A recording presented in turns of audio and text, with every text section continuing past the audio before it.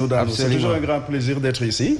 Surtout, nous passons un bonsoir à notre frère et un Mboko Talibé aussi, Bougane Gueye, et à toute la famille de Sen TV, les auditeurs comme les téléspectateurs. Merci. Et un grand bonsoir aux Sénégalais et félicitations pour la grande victoire. Merci, merci M. Faye. Vous l'avez si bien dit. Il est bon de rappeler justement l'histoire du Sénégal, c'est important. Absolument. Et ce qui montre et prouve et démontre qu'en réalité, le Sénégal est une même famille. Nous sommes tous une même famille, donc il faut quand même que l'on puisse cultiver véritablement la paix, la stabilité. Mais il n'y a pas de stabilité malheureusement dans le secteur éducationnel depuis un certain moment, marqué par des débrayages, des grèves totales, mais également des marches, en tout cas, des différents syndicats de l'éducation. Je veux parler du QSEMS et du SEMS, qui, depuis un certain moment, ont fini de paralyser le système au regret de le constater. Mais est-ce qu'ils ont tort? Est-ce que c'est le gouvernement qui a tort? Alors, nous allons d'emblée, justement, aborder ce sujet avec vous, El Hadji Malick Youm, secrétaire général adjoint du SEMS. Alors, on le sait pertinemment, vous avez échangé avec le gouvernement qui a proposé une enveloppe, mais une rencontre est prévue demain et une rencontre fatidique parce qu'il vous faudra trouver en tout cas un bout justement de solution pour aller dans le sens en tout cas de ne plus vivre justement cette crise éducationnelle qui malheureusement frappe des milliers d'élèves à travers le Sénégal. Voilà, je vous remercie Ablaye et je profite de cette occasion pour dire que vraiment toute la communauté éducative sénégalaise et au-delà même toutes les populations rendent un vibrant hommage aux Lions du Sénégal qui nous ont fait l'honneur vraiment d'apporter cette coupe-là qu'on appelle la Coupe des Nations au Sénégal. Nous en sommes très fiers et ça me donne même l'occasion de dire que aujourd'hui toutes les récompenses qu'on a données et primes qu'on leur a données sont à deçà même de ce qu'ils méritent. Parce que nous pensons qu'ils ont réussi un exploit extraordinaire qui mérite même d'être récompensé à sa juste valeur. Et c'est pour cela que je rappelle que le faux débat qui a voulu s'installer récemment, où on pensait que oui, est-ce que les syndicats allaient s'opposer à ce que je clarifie ce débat-là pour dire que c'est un débat qui est vide de sens, que nous-mêmes enseignants, nous serions prêts à renoncer à 1 mois de salaire si le gouvernement n'était pas prêt vraiment à donner à ces lions-là ces indemnités et ces primes, parce que nous pensons que c'est mérité et c'est dûment mérité. Donc nous les félicitons au passage. Quand on revient maintenant à vraiment cette situation scolaire qui prévaut dans notre pays, je dois rappeler que les syndicats, le SAEMS et le QSEMS, nous avions alerté depuis fort longtemps. Et tantôt même, vous le disiez dans votre introduction, vous avez dit qu'il n'y a pas de stabilité dans le secteur de l'éducation et de la formation. Mais quand même, reconnaissons que nous sortons de 3 ans de stabilité. Et ce qui fait qu'il n'y a pas de stabilité, la cause, elle est très simple. C'est que nous avons face à nous un gouvernement qui signe des accords pour ne pas les respecter. Et cela est la situation de l'école sénégalaise depuis plusieurs décennies. Parce que si je vous fais un peu ce qu'on appelle l'historique des protocoles, moi qui ai eu la chance d'avoir participé à la signature près de beaucoup de protocoles, je peux vous dire que si je passe un à un les protocoles, vous allez voir que depuis 2003, le gouvernement du Sénégal n'a pas pu apurer le contenu des protocoles. Le premier protocole, c'est le protocole de 2003. Jusqu'au moment où je vous parle, le gouvernement doit encore matérialiser certains accords. Le protocole qui vient après 2003, c'est le protocole de 2007. Jusqu'au moment où je vous parle, le gouvernement n'a pas encore apuré ces accords-là. De 2007, nous passons à 2009. Jusqu'au moment où je vous parle, il y a des points de ce protocole qui ne sont pas réalisés par le gouvernement. De 2009, nous passons à 2011. Où nous avions déjà obtenu des accords tels que la création du corps de ce qu'on appelle administrateurs scolaires qui était déjà en projet de décret. Il y avait également la création des passerelles et autres. Jusqu'au moment où je vous parle, ce n'est pas totalement mis en œuvre. Vous passez à l'autre protocole de 2014 qui était signé dans le cadre du Grand Cadre. Jusqu'au moment où je vous parle, le gouvernement n'a pas pu apurer. Vous passez maintenant à 2018. La particularité de 2018, c'est qu'il n'y a pas 33 points, comme le prétend vraiment un certain monsieur communication là, du ministère de l'Éducation qui fait le tour des plateaux et qui se trompe souvent de protocole. Lui, il parle d'un protocole qui est déjà vraiment un protocole qui n'est pas du tout en vigueur actuellement parce qu'il est dépassé. C'est le protocole de 2014.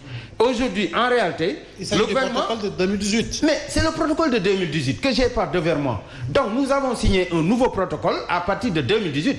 Mais la particularité ici, c'est que sur ce protocole-là, vous avez 4 points. Ils sont les points les plus importants. c'est le point qui porte sur la fin des lenteurs administratives, le point qui porte sur le régime indemnitaire, le point qui porte sur le paiement des rappels et le point qui porte sur ce que nous appelons maintenant un peu des questions d'ordre social.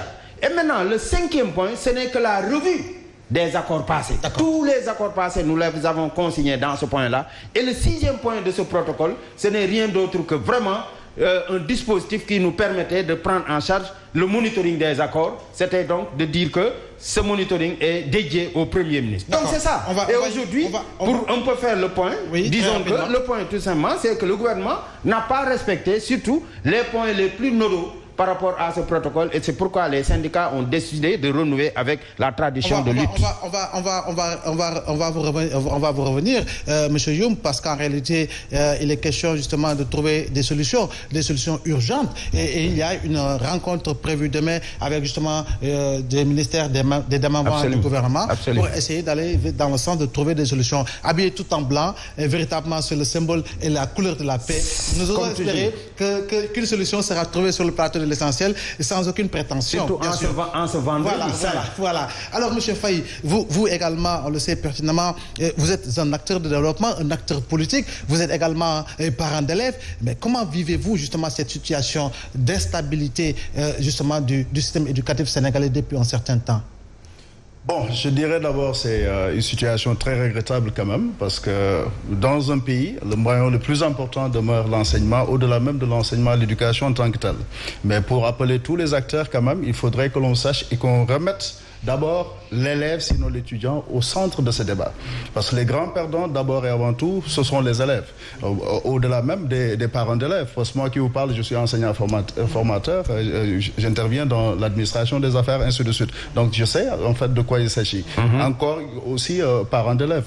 Mais juste pour appeler tout le monde à la raison et à la retenue surtout, parce que je pense que tout ce pays nous appartient, et cette jeunesse-là, si nous sommes là à débattre, c'est parce que nous avons eu la chance d'être formés.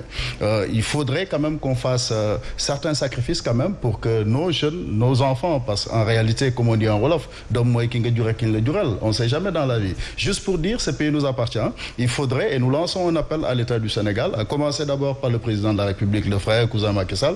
Nous lançons un appel au ministre et à l'ensemble du gouvernement pour que tout le monde fasse tout simplement tout ce qui est dans, en fait, la mesure du possible pour qu'on puisse trouver une solution, en fait, durable.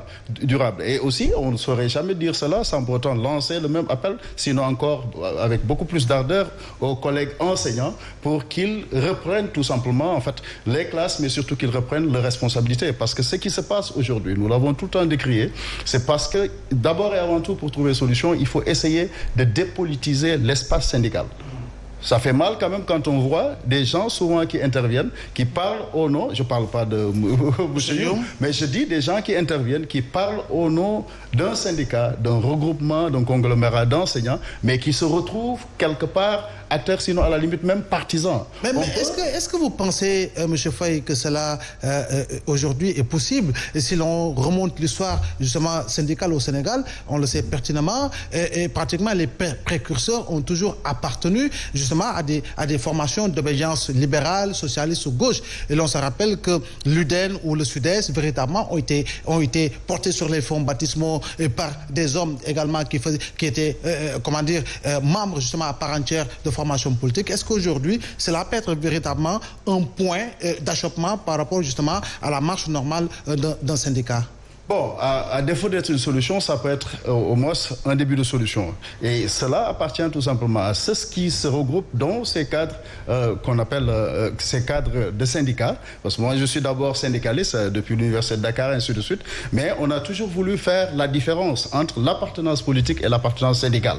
Parce que ce qu'on revendique, c'est souvent l'intérêt général, mais souvent dans les partis, c'est pour des intérêts très bien particulier. Donc je pense que c'est là où l'enseignant quand même doit pouvoir prendre de la hauteur. Parce que quand même dans un parti politique, on a d'abord besoin des enseignants, parlons d'abord des écoles de parti, ainsi de suite, mais ceux-là aussi qui dirigent ces écoles de parti doivent savoir tout simplement que quand on est enseignant, c'est au-delà de la connaissance, au-delà du savoir, mais il y a la déontologie, il y a aussi l'éthique en tant que telle. Il faudrait que les gens puissent savoir raison garder. On peut appartenir à un parti politique, mais il faut savoir acter rester un bon acteur politique s'il le faut, mais quand même, quand il s'agit de l'intérêt du Sénégal en tant que tel, arborer tout simplement cet habit syndical et tout simplement mener le combat syndical sans pour autant voir vert ou jaune, mais tout simplement voir vert, jaune, rouge.